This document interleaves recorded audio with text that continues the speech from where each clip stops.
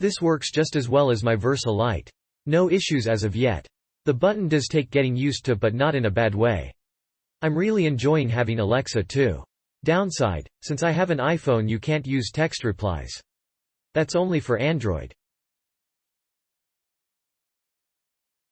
Overall I love my Fitbit. What I was disappointed with was the battery life. They claimed it was 6 days before you'd have to charge it, but I have to charge it every 2 to 3 days. The 6-day charging was the main reason I bought the watch. Other than that, it is a great watch.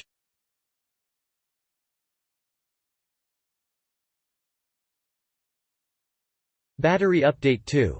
Exactly 6 days and about 10 hours since I removed it from the charger and I am at 12%.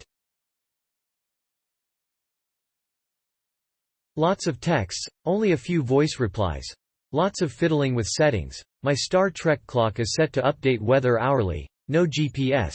Haven't played music through it. At least 10k steps per day. Display is on motion, not always on. Battery update. I received and charged it this past Tuesday. It's been on my arm since. At this time, it's at 42% battery life. That's with those initial setups and exploring and a minimum of 10k steps per day. A lot of texts came through, but I only replied to a few via text.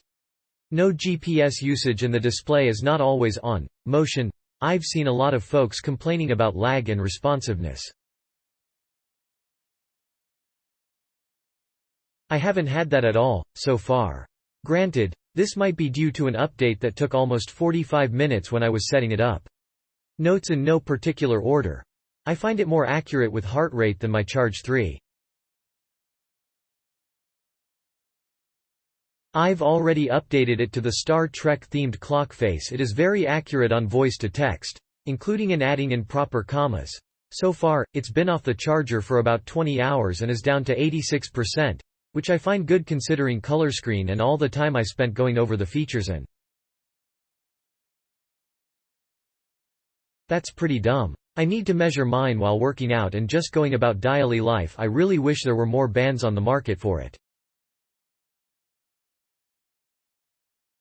Don't waste your money on this watch. I've had mine for a week and am very disappointed with it. The only thing I appreciate is the battery life. It doesn't sync with third-party apps like it says it will. Getting the exercise app is cumbersome, and if you don't hit start, just right, your session doesn't start.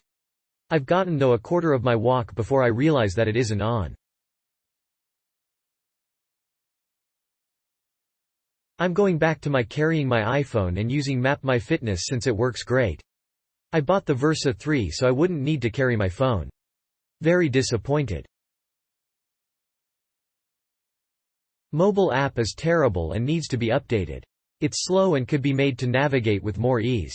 As well, location shouldn't have to be on all the time for it to sync. That makes the battery on my phone drain. Also, the Bluetooth distance needs to be improved. Overall, I love the new functionality of the Versa 3. I look forward to the software upgrade later this year when they add Google Assistant. Tip. We bought two and we're setting them up at the same time. We couldn't get the Bluetooth to connect well. After scouring the net looking for a solution, I couldn't find one. I finally figured it out. The issue was that our Bluetooth connections were getting confused by being in the same proximity setting them up at the same time.